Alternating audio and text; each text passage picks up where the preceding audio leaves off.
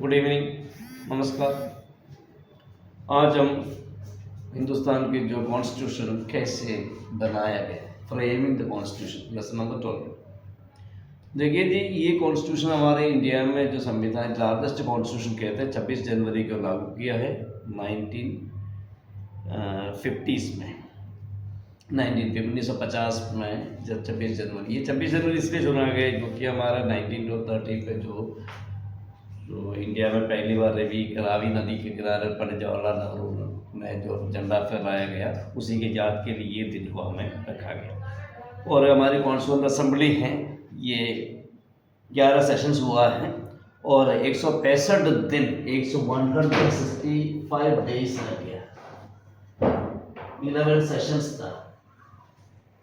Okay, और देखिए इसके अंदर भी कमेटीज भी, सब कमेटी भी थी और ये drafting committee it was under the control and it is ये है हमारे जो भीमराव अंबेडकर जी इसका हेड थे, चेयरमैन साहब थे।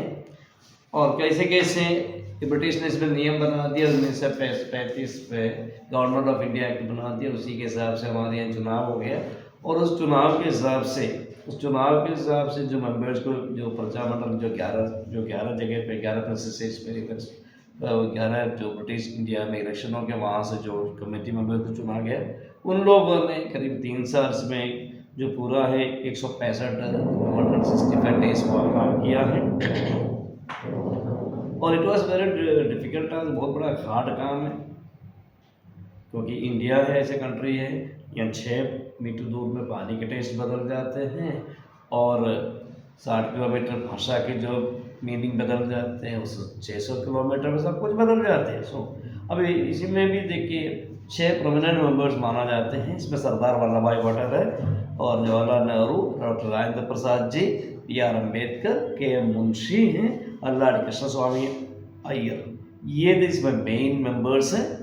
और इनमें 2 लॉयर्स थे, इसमें जो ब्रिटिश एजुकेटेड K.M. मुंशी हैं, अल्लाडी कृष्ण स्वामी अय्यर है, K.M. मुंशी जी और अल्लाडी कृष्ण स्वामी अय्यर है, दोनों वकील थे। और 2 हैं civil servant, British ICS officials थे, ये आपका S.N. राव है, S.N. मुखर्जी, ये दोनों ब्रिटिश सिविल सर्विस में से ही आए ICS ऑफिशियल्स थे।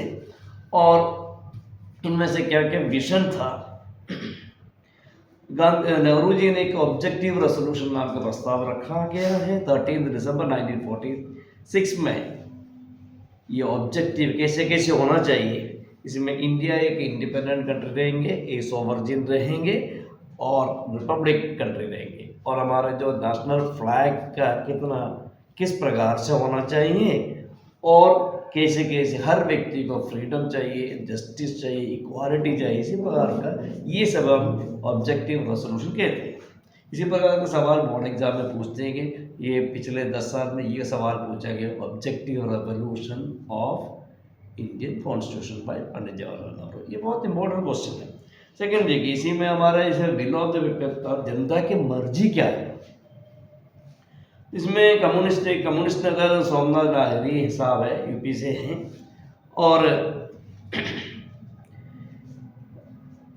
ही बिलीव्ड दैट, इसने ये सोचा ये असेंबली है ब्रिटिश, ये हमारा जो कॉन्स्टिट्यूएंट असेंबली है, तो सोमनाथ लाहिरी साहब ने ये बताया कि ये ब्रिटिश का है क्योंकि इसमें एक्चुअली जो ब्रिटिश प्रजामंडल से या जिसके ब्रिटिश इंडिया से चुनाव जीत के जो लोग आए हैं उन्हीं के मरवाने हैं। तो ये सोमनाथ लाहिरी साहब बाद में कम्युनिस्ट का बहुत बड़ा नेता बन गया, कहते भाई ये अंग्रेजों की कॉन्स्टिट्यूशन है, एक्चुअली ये कट एंड पेस्ट है, हमने कई सारे इधर उधर से कंट्री से लिया है। और देखिए तो ये बात को नेहरू जी ने भी मान लिया, ये किया नेहरू जी ने ये बात को संविधान सभा के जो वर्ग है कि ब्रिटिश का ब्रेन चाइल्ड माना जाते हैं। और कॉन्स्टिट्यूएंट असेंबली का अकॉर्डिंग टू नेहरू जी ने ये बताया ये जनता की उम्मीद है। और 19वीं सेंचुरी पे काफ़ी सारे ये सोशल सामाजिक सुधारक जैसे ज्योतिबा फूले साहब हैं और एक केरल से श्री नारायण गुरु हैं और ज्योतिबा फूले हैं, बहुत सारे लोगों ने काम किया है इसे, उसी के आइडियाज से ये लोगों ने काम किया है।